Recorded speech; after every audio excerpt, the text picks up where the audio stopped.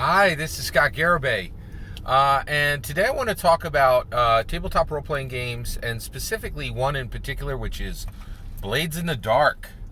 And the reason why I want to talk about Blades in the Dark today is Shadow and Bone. So Shadow and Bone is I actually have two recommendations today, which is Blades in the Dark, and the tabletop role-playing game, and Shadow and Bone. All right, so what are these?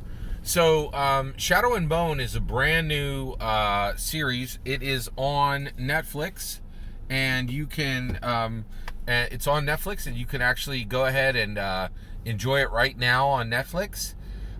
It's like a series, and essentially, it's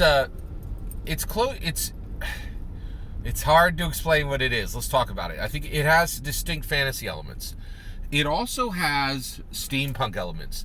Now, actually, I think we've reached a point, and no question. We've reached a point where steampunk is no longer a positive element, right? Most people are like, oh, steampunk, yeah. When Goths, discovered brown in the early 2000s, that's done. I get it. Like steampunk is no longer like, oh, I'm excited because this is steampunk. You're like, is people still making this stuff, right? So I think Shadow and Bone really does have a lot of steampunk elements, right? But it's definitely worth watching. So I've watched the first two episodes of Shadow and Bone, and I definitely am going to recommend it. There's a lot of money put into this. It's fantasy on mainstream television, and we really need to, as a D&D community, as a Dungeons & Dragons community, we really need to support when big companies put big money into fantasy, because it does not happen often. Fantasy is an absolutely horrific business model because you can't do product placement in it, and every time you put some magical dragon on the screen, it costs a fortune. So it's like extra cost with fewer revenue streams.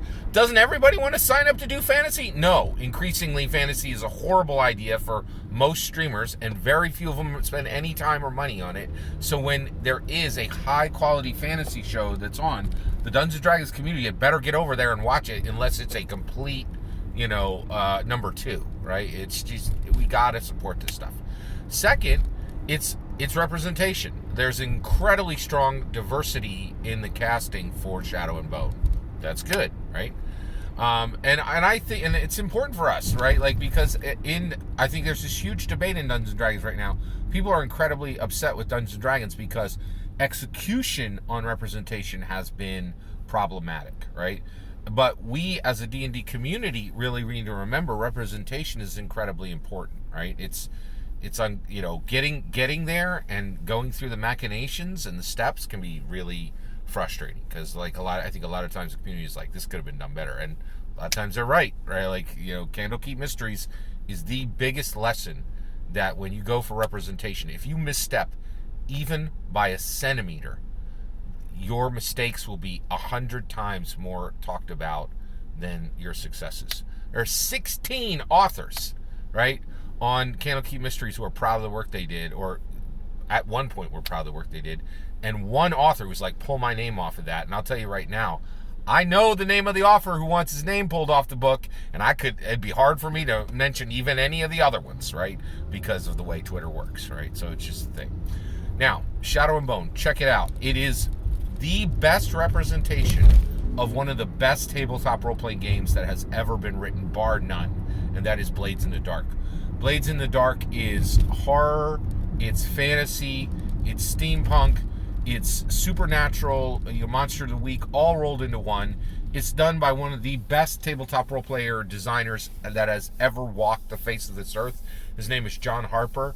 Blades in the Dark is a masterwork, and if you call yourself a good dungeon master and you care about mechanics and narrative and how narrative meets mechanics, get yourself to Evil Hat Games and get yourself a hard copy book of Blades in the Dark. Don't get a PDF, and the reason why is this game is not worthy of PDF. If there was ever a game that you should own the hardback book of, and that you should have this on your shelf, it's Blades in the Dark. It is absolutely spectacularly good. It is worth print. It has to be on every Dungeon Master's shelf, and the reason why is it does a better job of showing how narrative pairs with mechanics. Now, why should you care about that with D&D? You're like, I already got my rules. No, you don't. You got to design. You have to design your NPCs. You have to design your magic items, and that's where your work still remains, and where you still have work to do, right? So go ahead and definitely check it out. Blades in the Dark and Shadow and Bone. I can highly recommend both.